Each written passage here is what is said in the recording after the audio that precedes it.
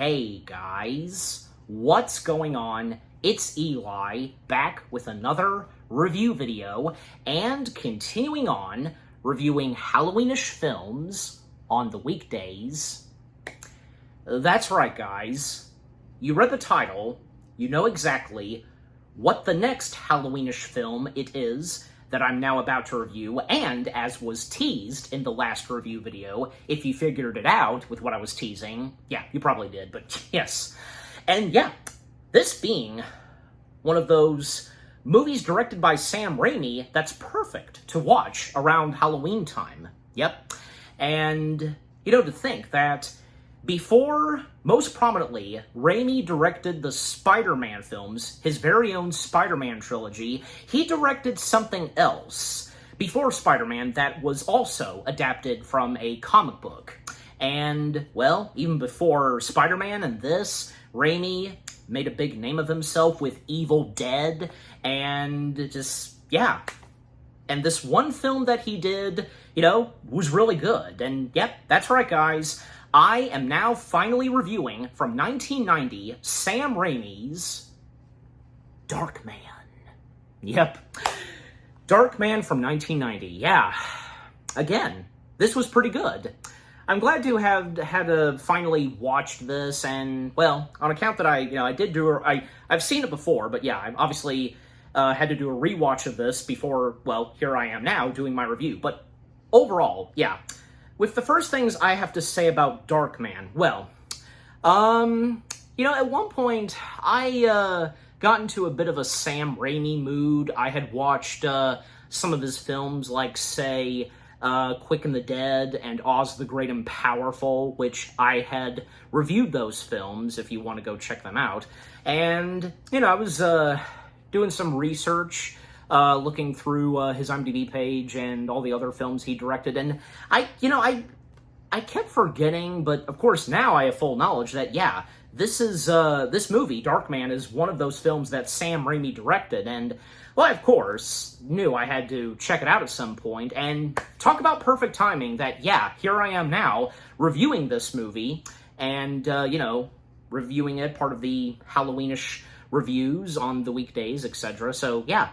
And Darkman, again, just really good. Everything that Sam Raimi's Darkman has to offer from beginning to end, and this being based off of a comic book, which, at that time, I really had no full knowledge of Darkman, and I had only seen a few images of the titled character himself.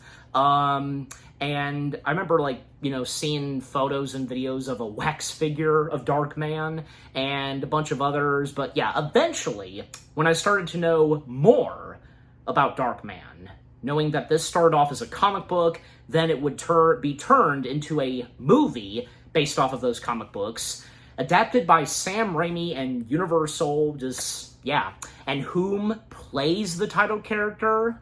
Oh yeah, has a great cast. Danny Elfman's music and score in this, and yeah, because Danny Elfman being a frequent collaborator with Sam Raimi, both of them, I should say, yeah, them both being frequent collaborators, to best put at it. Not to mention that Darkman came out around the same time when, yeah, a couple of other movie adaptations of comic books where they had a dark tone / vibe to them, and especially right after Tim Burton's Batman came out. So yeah, quite a handful of comic book films in the 90s that were going in that same direction as, like, what Tim Burton's Batman did. And, yeah, and Darkman being one of those that was really good, because, from this, the first Ninja Turtles film, and say what you will, but I actually enjoyed and liked Dick Tracy, and if you want to go check out my review on that. And the same goes for The Crow. Yeah, The Crow was another biggie as well. And then very later in the 1990s, we had the Blade films. Well, just the first one, because the next two Blade films would come out in the early 2000s, but you get my point. Yeah, the suspense, what goes down in Darkman, and with Sam Raimi's direction, great cast of talents, and, a very tragic story for the main character of himself, whom would become Darkman, and whom Darkman deals with, and so much happening, you know, and on account of, like, what some of the villains are planning to do, you know, build this colony and such. Yeah, but more on that later on as I break down the movie. Yeah, really enjoyed this film, and again, having done a rewatch of this, yeah, everything that 1990s Darkman has to offer is really good. Really good film of Sam Raimi's pre-Spider-Man. You know, not to mention, fun fact, Raimi at one point tried to adapt The Shadow, if you are aware of that, which came out in '94, and yeah, well, you know, I'm sure, yeah, that would have been a perfect fit for Raimi, but yeah, with what actually happened and with him doing Darkman and the later films he would do up to Spider-Man, yeah. Anyways, and you know, The Shadow, that's another story, but anyways. Okay, so with the first things I've had to say about Darkman now out of the way, now, as always, for me, read the description / the story. When thugs, employed by a crime boss, lead a vicious assault on Dr. Peyton Wilder, yeah, leaving him literally and psychologically, yeah, scarred. An emergency procedure, yeah, allows him to survive. Upon his recovery, Wilder can find solace only by returning to his scientific work, developing synthetic skin. And that's what he was doing before what would happen to him tragically. And seeking revenge against the crime boss and those that are hired by the crime boss. And he assumes a phantom avenger persona called Darkman. Yeah, he assumes, who, with Bell, if I even pronounce that right or wrong, again, you know me sometimes, facial qualities, is able to infiltrate and sow terror in the criminal community. Quite literally. Okay. All right, so with reading the description / the story now out of the way, now let us dive in / break down the film itself. Okay, well, first off, almost forgot to mention this, that Darkman was one of those Universal films that came out the year that the company was celebrating its 75th anniversary. So with opening with that, you know, Universal logo, a montage of the past, you know, variants of the logo of Universal Pictures and up to the one in 1990, yeah, which started with Back to the Future Part 3, and then some of the other Universal films that came out that same year, well, Darkman, Child's Play 2, and Jetsons the movie. Yeah, so those are the ones I can most prominently think of. But anyways, so with that, and yeah, the opening to the movie, because, well, we opened where, yeah, some of the bad guys, and whom are led by a real estate mafia guy by the name of Robert G. Durant, being played by Larry Drake. They come into this factory / warehouse, and they're going to buy and claim this factory. However, the guy who is in charge of the factory by the name of Eddie Black, being played by Jesse Lawrence Ferguson, yeah, that's him, isn't having any of it. And when, yeah, they arrive and, you know, they come to terms on claiming the factory, yeah, and also the boss, noticing one of the thugs with a wooden leg, and mentioning to the thug that he was once married, well, was once engaged to a lady with a wooden leg, yeah, and then making a joke about, you know, just had to break it off. But yeah, so again, refusing to sell and hand over the factory / warehouse, yeah, well, obviously, what happens next is Mr. Durant and his men, they open fire. The guy with the wooden leg gets detached, and it's a gun. It's literally a gun, and it opens fire on them. And they manage to take down everybody that's in the warehouse / factory, and so far sparing the life of the boss. And Durant just, he takes a clipper where he, chops off his cigar, but by using it to chop off the guy's fingers. Oh, jeez.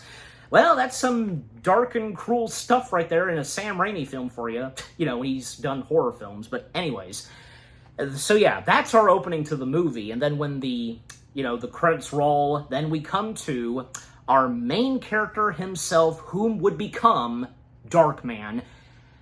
Scientist, he's a mid-mannered scientist by the name of Peyton Westlake. I'm saying the last name right. Being played by good old Liam Neeson. And this is pre-Schindler's List, because Schindler's List would be another big film for Neeson, and coming straight from Universal. Yeah.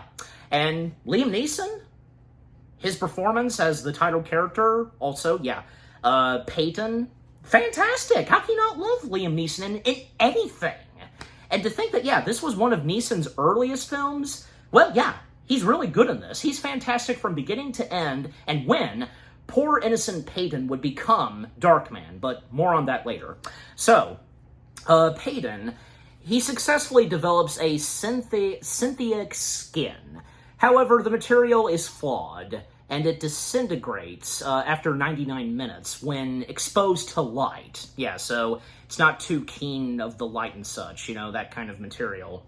And a recovery he makes, and also a recovery he would make shortly before tragedy strikes. Yeah, and because he's working on this with his fellow lab partner Yeki Tio, if I got that right, but just, being played by Nelson Machita. Anyways, so, and also to name some of the thugs, Mr. Durant's henchman, we have Skip, being played by Dan Hicks. We have Rick, played by Ted Raimi. Oh, okay, so Sam Raimi's brother. Nice. Smiley, played by Dan Bell, and Paulie, played by Nicholas Worth.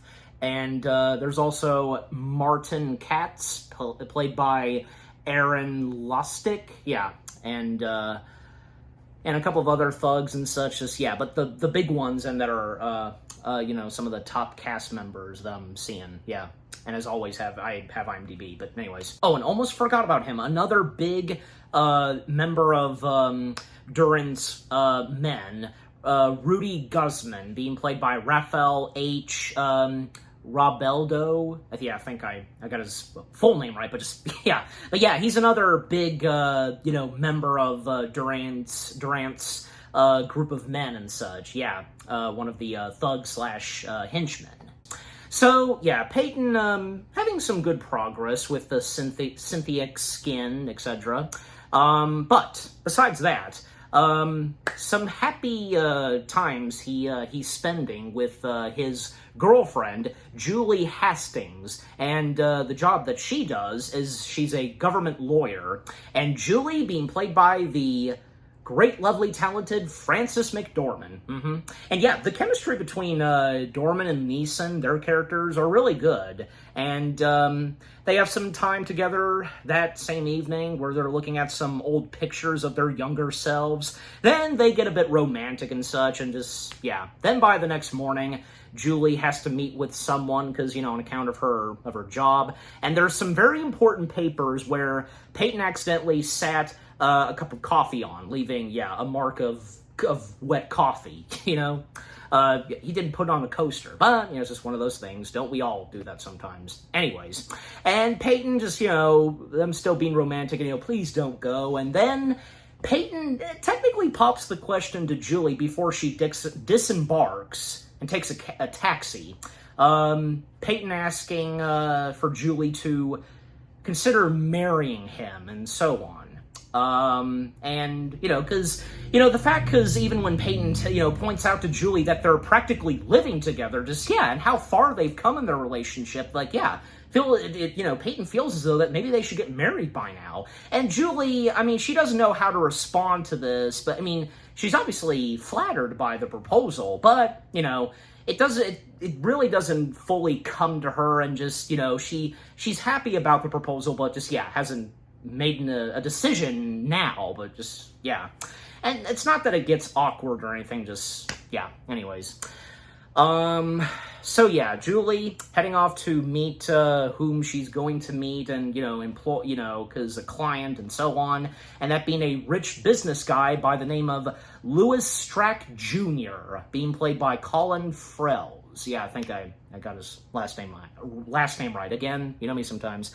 So, and to go ahead and mention this because there's this big important thing, and, well, on account that the papers that we saw earlier where Peyton accidentally set the cup of coffee on, it's a document, which being, it's called the Belisarius Memorandum, if I pronounce the whole thing right.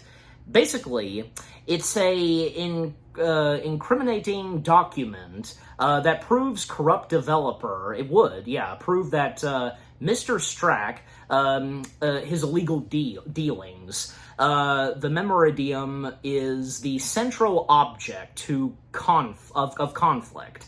And as Strack hires whom he hires, which, to go ahead and mention, because, the bad guys just, well, yeah, because it's very important, and again, as I mentioned, we're trying to build a colony and such, In fact, when he shows to Julie the, this model, and this huge colony, society that's going to be built and such, the future and all that, anyways. And, with the mentioning of the documents, etc., well, because, inadvertently, if I said that right, she left the document at his lab that would expose corrupt developer Strack. It would. And, the bad guys that we saw earlier, because to go ahead and get to this, attack on the lab, because, it would lead to where the bad guys would come in and cause mayhem in Peyton's lab. And even right before that, because both Peyton and his young lab partner, they're still trying to make progress on with the synthetic skin.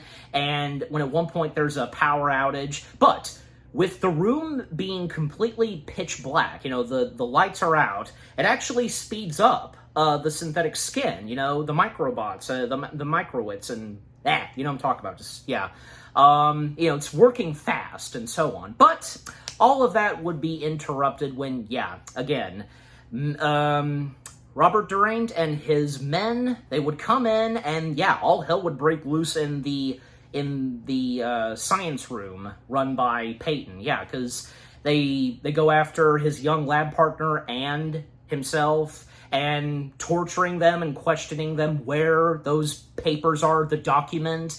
Peyton has no idea what they're talking about, and Peyton's face getting smashed by glass, and his young lab partner would then have, a clear bag around his head, suffocating. Then the gun would be pointed at him. Rick would pull the trigger on his young lab partner, and, horrible. And for all this happening... And then it would lead to putting Peyton in some chemicals, but he would restrain that by grabbing on one part that's, filled with electrocution, and it would literally burn his hands, to ash. And just skeletal remains or something, burn, just, oh, jeez. Then, they would dip his face in that chemical stuff, liquid, and his face would start to melt some, Then they would set up where, the entire lab will explode. Those bird things, that we've most probably seen in Alien, by setting that to hit the trigger of the match. And, with that, and it was too late for Peyton to try and stop for all that from happening, not to mention that Julie comes back and, marry me? Because she's thinking of it some more, and maybe, she's going to accept the proposal he made, of marriage. But then, of course, boom. Explosions erupt, and sending Peyton flying into the air and landing in a river. And, well, it would be believed by everyone, including Julie, that Peyton had died in that explosion. And many days later, a nice transition, how it fades, where, the normal work clothes that she has on, now she's wearing, funeral clothing. And yeah, because her at the graveside of her boyfriend, but actually, it's not Peyton who's been buried. Unbeknownst to Julie, it was Peyton's young lab partner that got buried. Yeah, because they couldn't find anything with Peyton, and yeah, because they thought that he was, he just was gone from that explosion, but no, unbeknownst to them, he would survive, and yeah, he would be recovered, and he would find himself be wound up in a hospital, all bandaged up, and yeah, by seeing his eyes, yeah, it's obvious that we can tell that his body and his face is really screwed up. So, at the hospital, Peyton, found as John Doe, yeah, Peyton is subjected to an experimental nerve procedure that eliminates his pain, but leaves him mentally unhinged and emotionally violent. Yeah. Anything specific that triggers him, makes him go into complete rage. And the procedure also gives him superhuman strength and resilience. If I said that right, anyways. And, later on, Peyton, he would regain consciousness after being kind of in a little bit of a coma, but yeah, as soon as he wakes up, he gets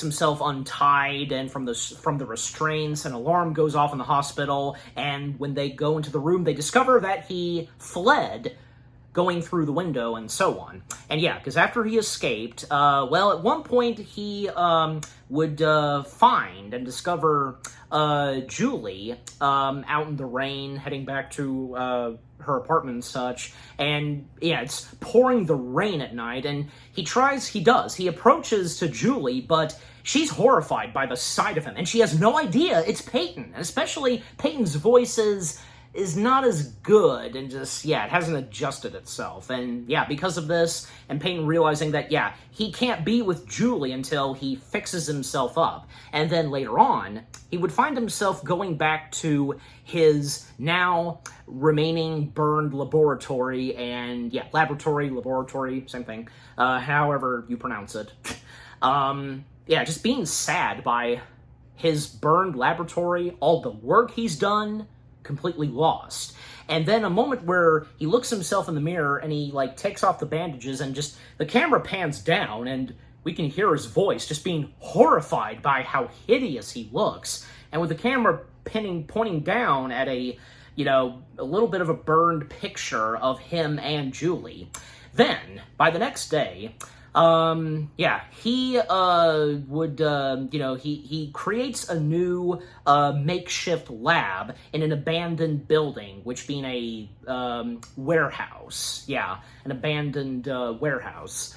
And he resumes his work. All the remaining gadgetries, computers, and systems from his laboratory still in good use, in good condition. They haven't been really damaged. Yeah. Bringing them in and, again, resuming his work on Cynthia's skin. And, yeah, definitely in the case now where he's going to recreate his face.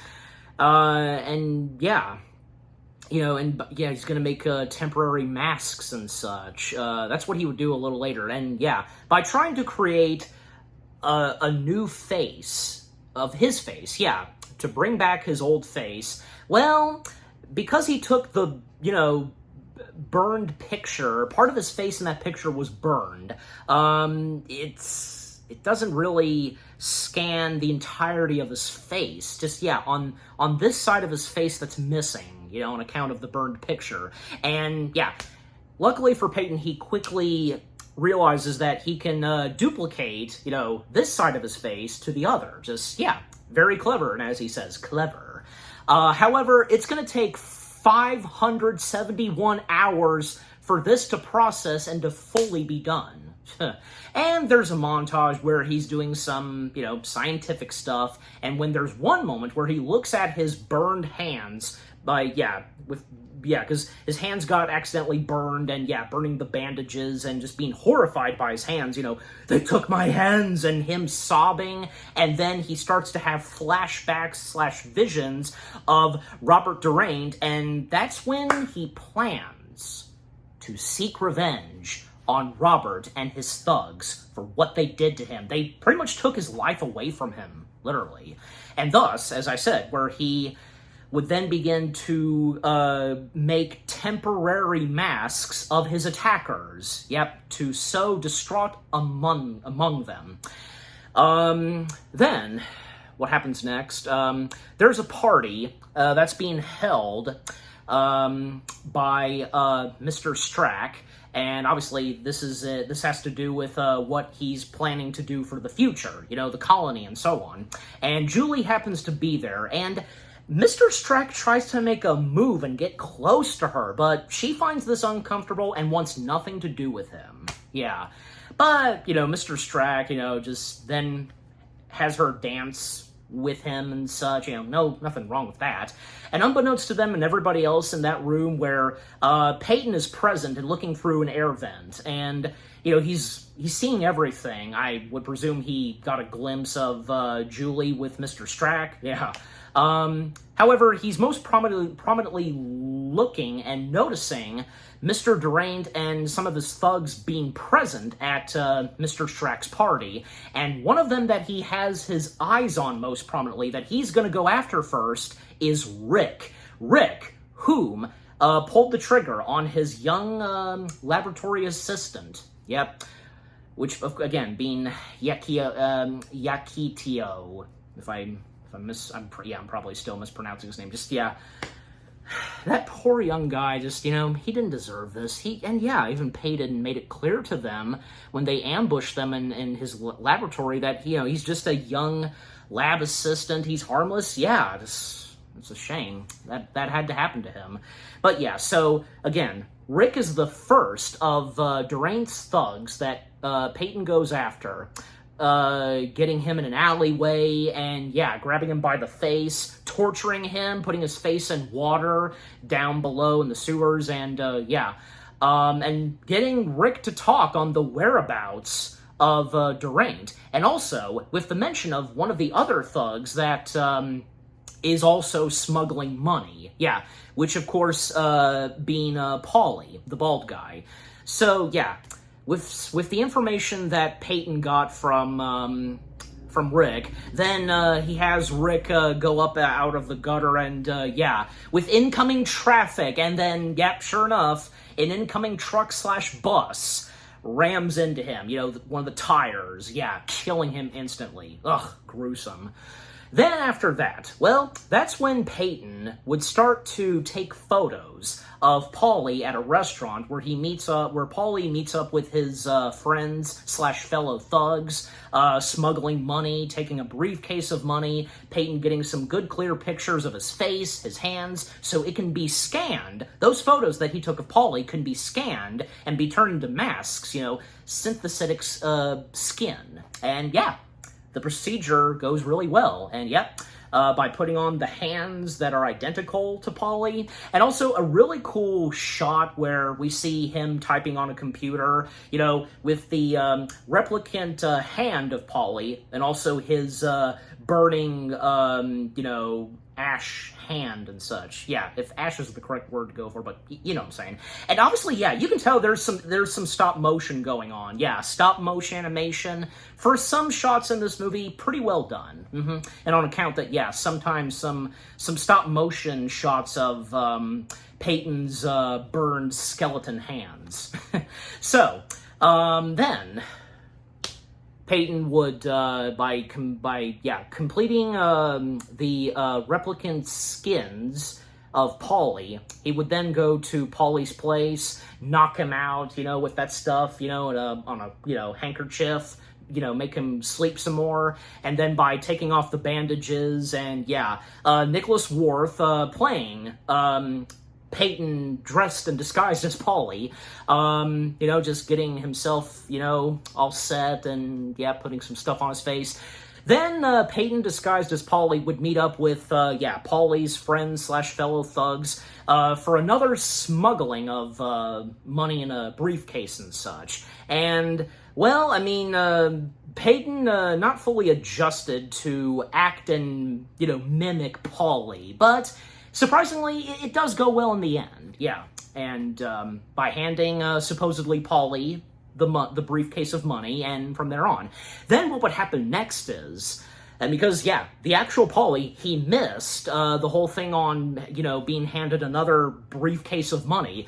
Well, Peyton, obviously by his doing, changed Polly's wardrobe, and basically, by using the money and making it look like that Peyton bought some train tickets to go to Rio, and, some of the thugs, including Mr. Deranged, show up at Polly's place, wondering where Polly had been and why he didn't turn up, and Polly having no clue that, he was supposed to be there because of the money and so on, just telling them that he has no idea what has happened and that he overslept, and has no idea why he's wearing different clothes and such. He's clueless. But Deranged and the others, they don't take this very well.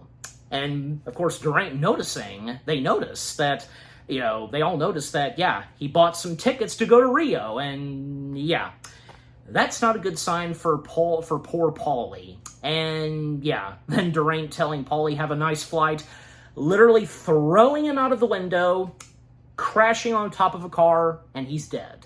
And one woman notices Peyton, whom is right there on a bench, still in the Polly replica face mask, and and she freaks out because, and not to mention that Peyton has a timer, because, 99 minutes, that's how long, again, face masks will keep, will keep hold and such, because then they'll start to burn and melt, and because, time's run out, and, Peyton, he makes a run for it, just, to get out of the scene of what just happened to the actual Polly. And there's a brief moment where later that evening, poor Peyton, he's on top of a building where there's a gargoyle, and, just questioning and asking himself, what have I become? Just, well, we know who he would start to become.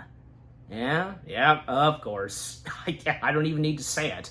In fact, because, Darkman, the name of Darkman, it would most prominently be brought up at the very end of the movie, but until I get there, of course.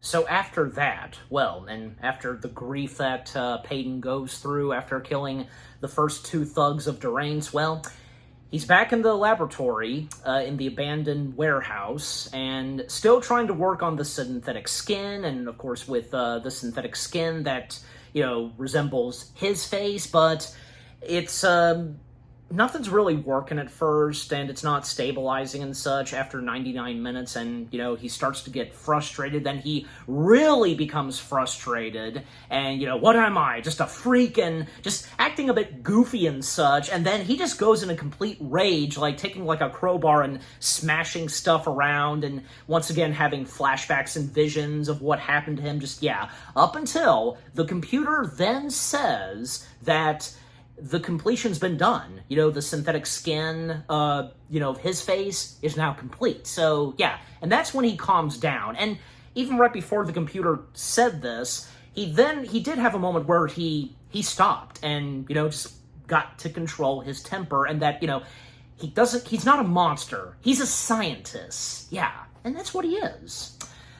And because now that the completion of the synthetic skin resembling his face is complete, that's when he would finally reunite with Julie at the cemetery, and where Julie is nearby, where his gravestone is, and she's obviously shocked by the sight that out of nowhere she's seeing Peyton, the love of her life, right there, because, you're dead, and just, and then he tries to calm her down, and, eventually he does, and just, and, of course, explains to her all that happened, that, he was discovered, he was taken to a hospital, etc., all the information he gives, and, even shares to her that, he's got to go back to the hospital for a bit longer and on account of therapy and such, but unbeknownst to her, he's not really telling the truth to her, and even asked her if she would still love him if, his face was burned and so on, and she doesn't really know how to respond to that. She's unsure, but it's not that she's unsure intentionally, but overall, it turns out fine for both of them, and just, what's important is that, they're back together and, happily reunited, and that, he's alive and well, and, Julie, of course, being happy that he's right here and not dead, and they can be together again, and maybe, they could get married, but I think it would be obvious that, sadly, that wouldn't be the case, but talk more about that later on. Okay, then, what would happen next, and to speed things up some, we would come back to Mr. Deranged at his place. We can see that he's got a few, stuffed animals for decoration, but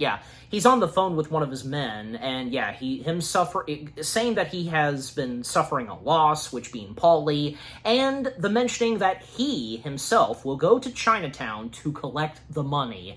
And also, we see that he keeps a collection of fingers because of the various victims, where he has taken their victims, chopped them off with that little gadgetry he has, where he chops off parts of his cigar. Oh, jeez, man, he's sick and twisted, keeping a collection of fingers, jeez. But little does he know that Peyton is right outside of his house, by the gates, and recording and listening to his voice and in the conversation that he's having, and it's obvious what's going to happen next. Peyton does so by creating a replicant mask face of Mr. Deranged, synthetic skin, and if it's immediately obvious, he impersonates Mr. Deranged at a bookshop, robbing it, pointing the guy at the front desk at, pointing gunpoint, and looking directly at the security camera, giving out his name, and the cops would show up and take the Robert Deranged to jail. And this gives the perfect opportunity for Peyton to still impersonate Deranged and go to Chinatown to collect the money. And he's keeping an eye on the watch, the time, how long he's got until the synthetic skin, it lasts, and before it melts, etc. And and Mr. Deranged, he would be let go of prison, and he's running late to go to Chinatown to collect the money. And it seems to go pretty well so far, with Peyton impersonating Mr. Deranged, going to Chinatown, meeting the guy to collect the money and such.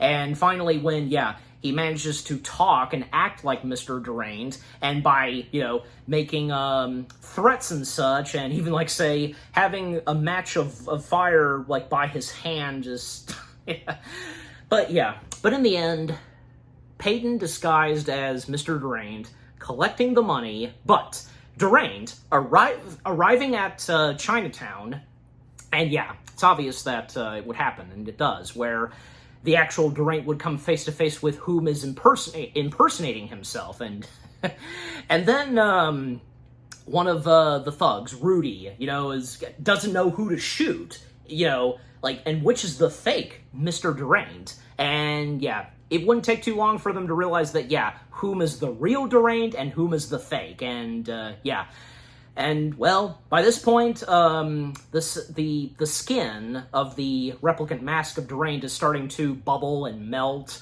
And nice on the bubble effects, with the masks, the skin. Yeah, that's pretty cool. Just thought I'd point that out.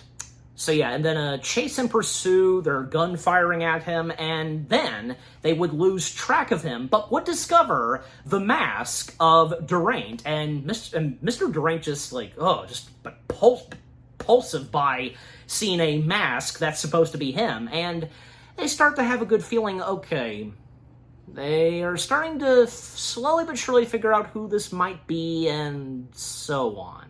Yeah. Okay, but then after that, with the whole thing of Chinatown, Peyton, impersonating Deranged, well, then we would come to the carnival meltdown sequence. Yeah, because after all that, and now that Peyton and Julie have reunited, they spend some time together at a carnival, and they're having a great time, and, because having the time of their lives at a carnival, and, Peyton just still having quite a bit of a struggle to fully explain to Julie his situation, why he has to keep disappearing and go back to the hospital, and why she can't know where he goes specifically, which hospital, the name, the location, etc. And he tries to tell her, but then there's a moment where Peyton overhears, one of the things that's going on at a carnival, a hideous, freakish monster, one of those things ladies and gentlemen, presenting, this freakish monster, and so on. And, it reminds Peyton, he's keeping it together, but yeah. Then, what he would say to Peyton to not actually bring up the full truth, because Peyton asks her, if she had been seeing someone, and technically, yes. She explains, but, someone that was comforting her, but just really it was nothing compared to, say, Peyton and so on, with what she specifically says. And, she's like, that's why you just, yeah. Well, not really, but still. I'm sure Peyton, of course, he would wonder about that if she had been seeing someone else, but no, she, of course, hasn't. Then there's a moment where, he would then win a prize for Julie, a pink elephant, throwing a baseball at some cans, some silver cups, and, a worker cheats them. Yeah, one of those guys. Yeah, and because he stepped over the line. He didn't realize, of course, that he was stepping the line, and he starts to he's about to lose his cool and temper with the worker, and when the worker just tells him to beat it, and just calling him an asshole and all that, it starts to build up in Peyton, the rage and all that, and seeing, the background of, behind him, the flames and all that, and, eventually it would get into him. Boom, the fuse blew inside of Peyton, and taking the worker's 2 fingers and twisting them, man. Is very powerful. Well, with the super strength he got, and the camera panning to all 3 of them, their faces, them screaming and such. Nice on the camera work. Yes, and because when it comes to Sam Raimi's movies, there's certain ways that any director, in the case of Raimi, how they do the cinematography in their movies. Every filmmaker has their own style of filmmaking and such, and when it comes to the cinematography. And, of course, in the case of Raimi. Yep. Anyway, so, because of this, he does take the pink elephant. He gives it to Julie, but she's refusing, and then he's like, take the effing elephant. The way that Neeson delivers that is just so good, and just how much he's losing his temper, and not, of course, to Julie. And then his skin starts to bubble and is about to melt, and he makes a run for it. And Julie, being shocked by his temper, she follows him to the abandoned warehouse. And Julie's discovery, she would discover that, what has actually happened to Peyton, and seeing the replicant masks, and now fully realizing something really horrible has happened to her beloved Peyton. And she calls out to Peyton wherever he is in the warehouse. He can see her, but he's from a far distance and not showing himself, and we see his actual burned flesh. Just, the makeup, the practical makeup that was put on Neeson for, the remains of Peyton, now the Darkman, fantastic, of course. Gruesome, but fantastic. No doubt about it. So again, calling out to Peyton that, now that she knows, she tells him that he doesn't have to hide from her anymore, and she can help in any way possible. But Peyton is refusing to speak with how upset he is, and just how can he have himself be looked at by the woman he loves so much to see whom he has become now. Just, I'm sure as though that maybe she could take it, but yet at the same time, because you never know, and Peyton doesn't really know. And yeah, after that, because yeah, Julie would then leave for now, and because obviously she's going to come back and such. But yeah, the next day, Julie back at work, and she once again meets with Lewis, and Julie would inform Lewis Strack, Jr., about Peyton being alive. But then Lewis receiving a phone call, he answers it while Julie notices the commission papers. Yep, again, as I said earlier, the Belisarius Memordium, you know what it is, yeah. So by discovering it, and supposedly it was burned, but nope. No, she discovers it, and yeah, especially on account that that coffee stain, that was left, from Peyton. It's there, she realizes, and yeah, doesn't take her too long to realize that Mr. Durant is working for Lewis. Lewis having hired Mr. Durant and the thugs that work under Mr. Durant to do all the money smuggling and such, yeah. So, yeah, with discovering that, her discovering that Lewis is the mastermind behind the attack, and of course, by realizing that Lewis was responsible for, telling Durant and the others to retrieve the commission papers and to burn/destroy Peyton's laboratory. So, yeah, it was Lewis all along. Not a friendly guy. Seemed like kind of a creep, especially towards Julie, but to now fully discover he's an evil man, an evil businessman, yeah. Yeah, but, in fact, because then Mr.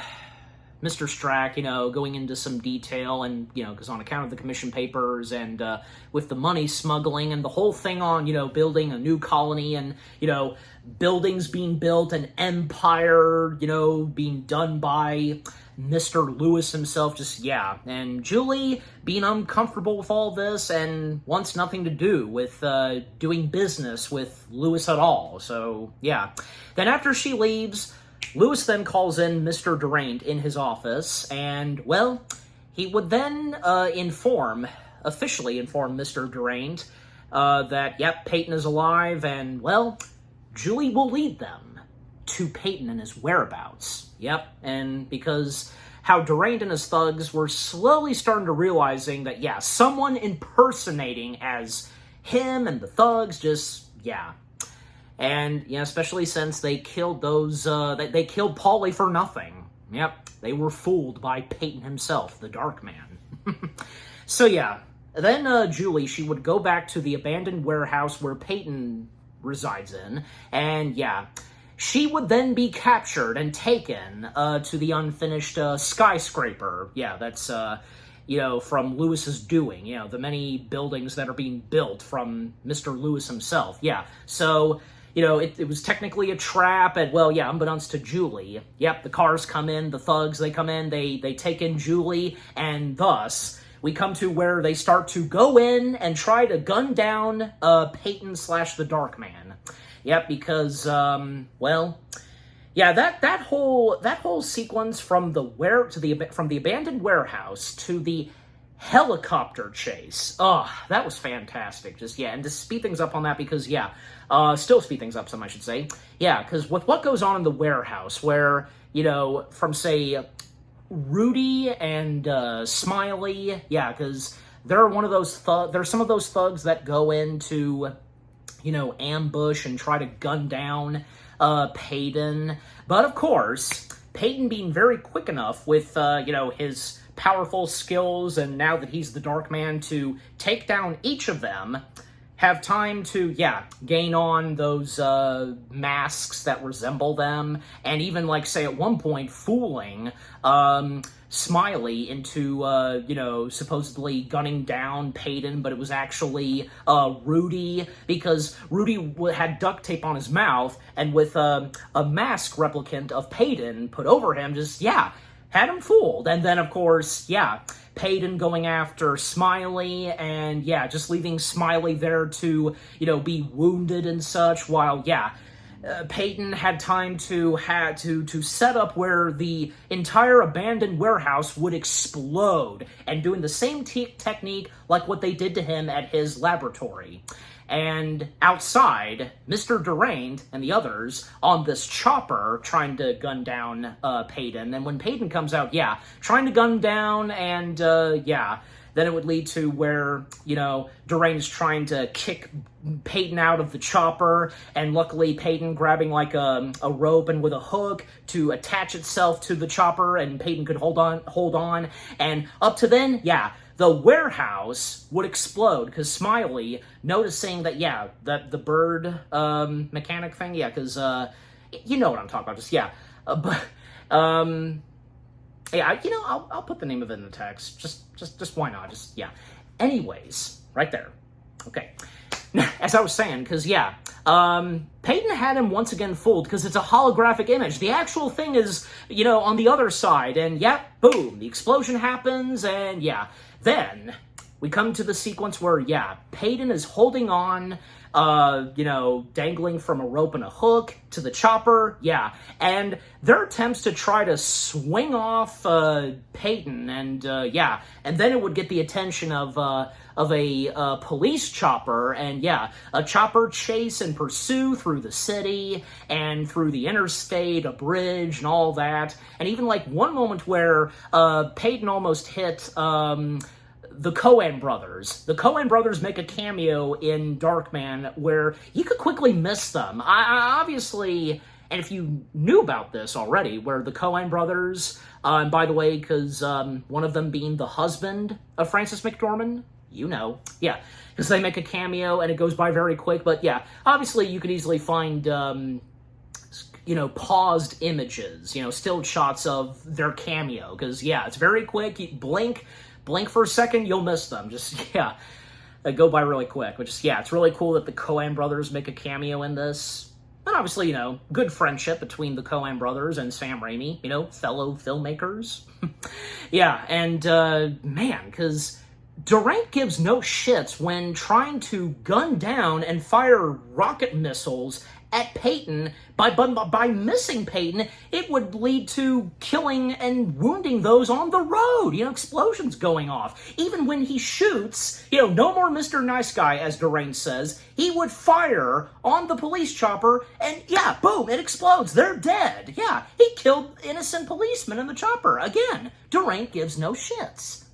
Pardon my French, but it's true. Then finally, the madness would end when, yeah, they would come up to a truck on the highway, on top of a bridge, almost going to make its way to a tunnel. Peyton would attach the hook to the rope that's attached to the chopper onto the truck. And because of this, well, this would lead to where, yeah, they can't do anything because they're attached, you know, to the truck. It would lead to where on top of the tunnel, the chopper would hit and explode, and supposedly, Mr. Durant would die. Or did he? But that's another story, clearly. And, yeah, and, you know, Darkman just, you know, then saying to, you know, the now destroyed chopper, you know, burn in hell. Just, yeah, that's a good way to say it. Just, yeah, the defeat and demise of Mr. Durant. Or again, was he defeated?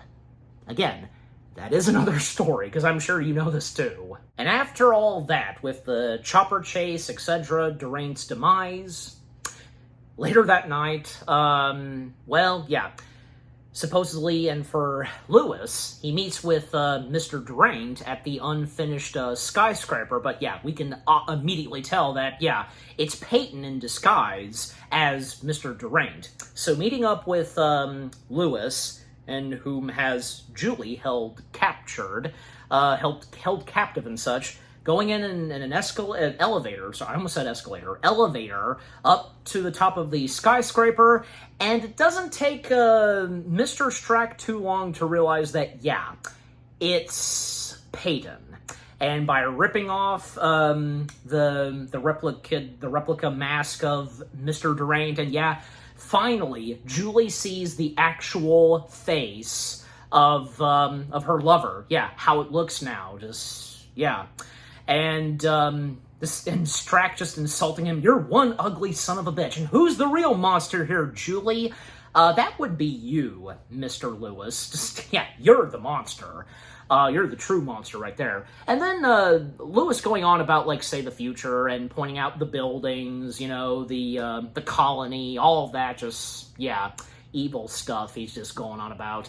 And, yeah, up to the climax because, yep, it wouldn't take too long for, you know, Peyton to go after and try to take down Lewis, and one more thug of Mr. Durant's, and who's holding Julie hostage. Well, you know, because trying to open fire on Peyton, and, well, Julie taking off, you know, the rope and such that's covering her mouth, yeah, and trying to, well, the tape and such, yeah, the tape, and trying to take down the one thug, but just, yeah. Then the thug throwing Julie off the skyscraper, but luckily, with the rope still, you know, attached to her hands, well, it catches one pole, and yeah, she's okay for momentarily. Obviously, she's gonna slip and fall, but yeah.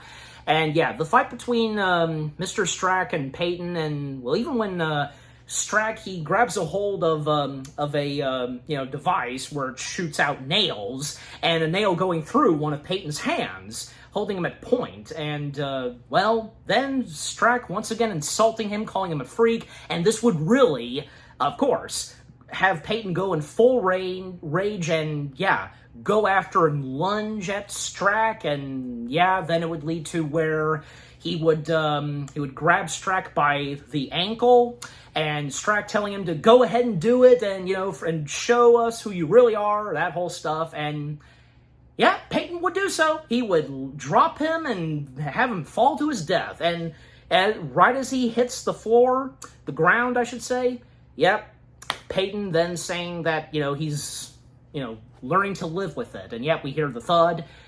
Mr. Strack has met his demise. Sayonara, sucker. Yeah. And the other thug he was taken care of as well. He too fell to his death. Yeah, the same way that Strack would. Then, after all that, and as the morning hits, they're on the elevator going down, and yeah, a tragic farewell, because after all that happened, the climax, the defeat and demise of Lewis Strack, Julie pleads with Peyton / the Darkman to return to his old life. But, however, on the other hand, he acknowledges that his sanity is too far gone, and he can never be Peyton, the Peyton that he used to be. Just, yeah. And, you know, he would don on a new mask. Like, he just turns down what Julie says, because Julie makes it very clear to Peyton that she will never leave him. Now, and on account that his face is now messed up, she still loves him for who he is, but Peyton just makes it clear to her that that's just impossible. Yep. Now, if I were Peyton, I wouldn't have done that to Julie. No, I'm just simply saying, would you have? Yeah. All right. Then, yeah. And even, like, when Julie's just, you know, calling out Peyton and just telling him to stop, you know, just don't leave. And, you know, he turns around and looks at her, and a bit of light just shining on one of his eyes. Nice shot right there. And just, you know, all he can say to her is, Peyton is gone. And then he would don a new disguise, and he would disappear in the crowd. And, yeah, Julie having no idea where he is. He pulled some guys and just, like, yeah, looking at their faces, and yeah, she's by this point lost Peyton forever. That's very sad. And yeah, embracing his existence as the permanently outcast Darkman. And the final line / quote from Peyton himself, yeah, is, I'm everyone and no one. Everywhere, nowhere. Call me Darkman. And just, yeah. And the mask he donned on, and yeah, because knowing Sam Raimi and, you know, whom in particularly is in a good chunk of his movies, and was bound to make a cameo in this movie, yeah. Well, the mask that Peyton dawns on, and yeah, Peyton, no more, he's now Darkman, of course, that being good old Bruce Campbell, aka Ash Williams. Yeah, again, we were bound to get a cameo of Bruce Campbell somewhere in this movie, and it's right at the end of the movie, right before the end credits roll. That's amazing, yeah. And he's credited as the final Shemp, yeah. And in other words, the final disguised mask we see that Peyton, now the Darkman, dawns on, so yeah. Also, there were a couple of others that, made appearances in this film. Like, yeah, I already pointed out the Coen brothers, Sam Raimi's brother, but also one of the physicians was played by a cameo of John Landis. How did I miss him? Because, yeah, John Landis is another recognizable face. Well, I'm guessing he had one of those masks on, so you have to look again, but just, yeah, that's really cool. John Landis also making a cameo in Darkman, yeah. But yeah, just overall, the way the movie ends, that final quote, Bruce Campbell's cameo, and yeah, it's unfortunate that, poor Julie has lost Peyton forever. Yeah.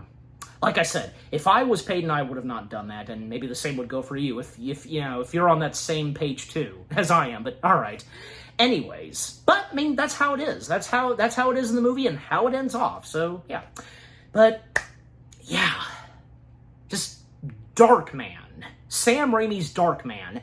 It's really good. It's a really good film of Sam Raimi's, those dark comic book movie adaptations from the early 1990s, everything that it had to offer from beginning to end.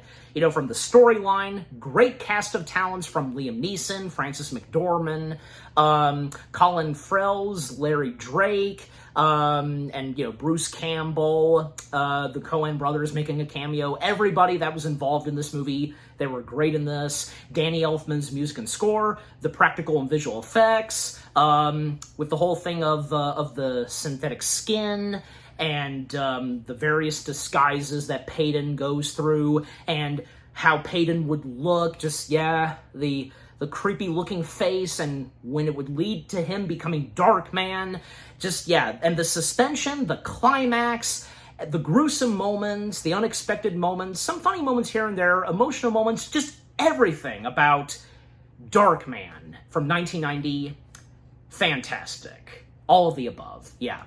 And I'm giving Darkman, well, why not? And because, how much I've really enjoyed this, just why not? 10 out of 10 stars, yes. 10 out of 10 stars for 1990's Darkman. And what about you guys? What did you think of Sam Raimi's Darkman itself? Is it one of your top favorite Sam Raimi films? What was your first impression of it when you first discovered this? And with all the other films you've watched of Sam Raimi's, was this one of your first Sam Raimi films you've ever watched? And, and your favorite moments you didn't expect, and just really getting into the suspense, the climax, all of that. And, favorite lines and certain moments, key moments in the film, and if you've seen all the other, films / materials of Darkman, and if you read the comics themselves of Darkman, just overall, what do you think of Sam Raimi's Darkman itself, with what all I've had to say, my review, and what did you think of my review? Leave comments and give this review video a like, as always. And so, guys, with all that being said, thank you very much for watching. I hope you guys enjoyed my review of Sam Raimi's Darkman. More review videos are coming your way. They're going to be awesome. Keep looking forward, and I will see you guys in the next video / review. And, well, of course, continuing on, reviewing more Halloweenish films on the weekdays. Stay tuned, because what I will be reviewing next will be yet another Universal Pictures film, where this one has to do with a ghost not just any ordinary ghost. This ghost happens to be a friendly ghost. Yeah, I think it's obvious you know what I'm talking about. So yeah, just, again, stay tuned for that.